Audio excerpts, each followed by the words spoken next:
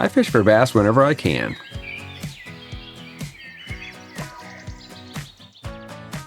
And sometimes when I can't. Or I shouldn't.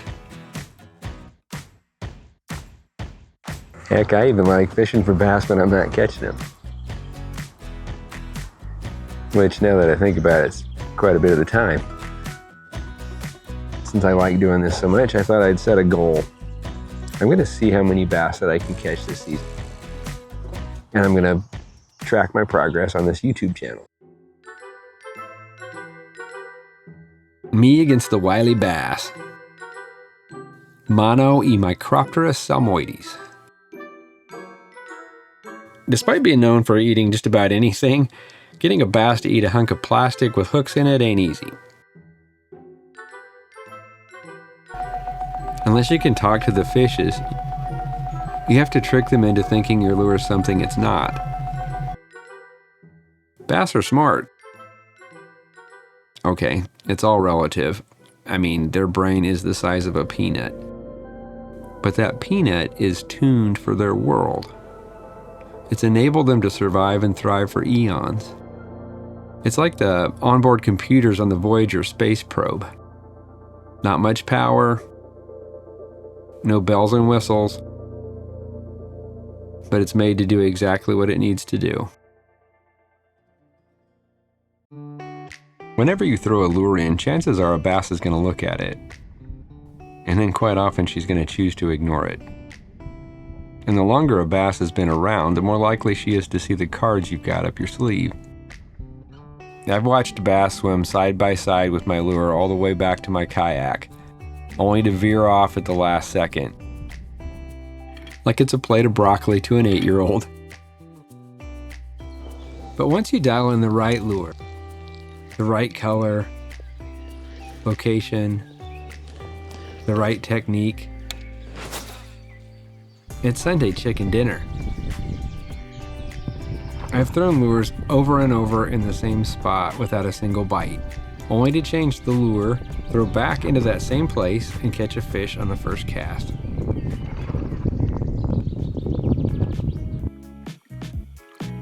There's the hunt, and then there's the fight, getting them in the boat. Bass are astonishingly good at getting off a hook. I've lost more bass than I care to remember. They have flung my lures with an attitude. They've wrapped my line around submerged limbs, raced me back to the kayak to get a split second of slack. And in a split second, you can go from riding high to empty-handed, staring at the still surface of the water and wondering what just happened. But when a big bass finally hits, all the casting and tying knots, the early mornings, and miles of paddling fade away. There's only the fight. Me versus the bass.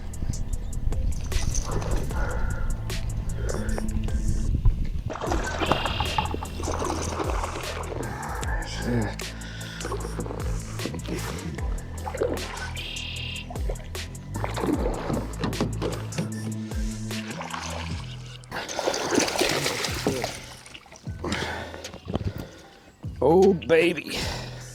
It's beautiful. That is a fish. Look at that.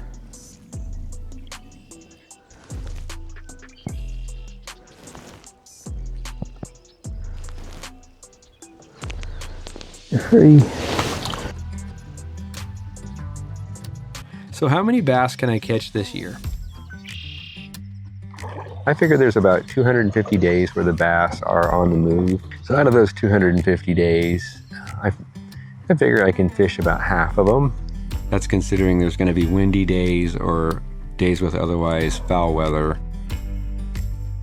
and days where I have things I need to do that aren't fishing. So half of 250 is 125. I think a decent goal would be this year to catch 500 bass. 125 days to catch 500 bass. That is 4 bass a day. To add a little spice, I'm also going to set a goal to catch a bass that is at least 5 pounds. Bass that size are less than 1% of the population. And it would get me a Master Angler Award from the Nebraska Game and Parks Commission. No challenge, no matter how insignificant, would be complete without a hokey title. 500 bass and a 5-pounder. I'm going to call my challenge 500 plus 5. So I invite you to come along, join me, keep me company, go out on lakes like this one, and I'll tell you what I'm doing and where I'm at on the challenge and what I'm using that day to try to catch these smart bass. You know, even if I don't catch any more bass out here, I just can't lose. Thank you so much for taking time out of your day to join me here. Take care, and I'll catch you next time.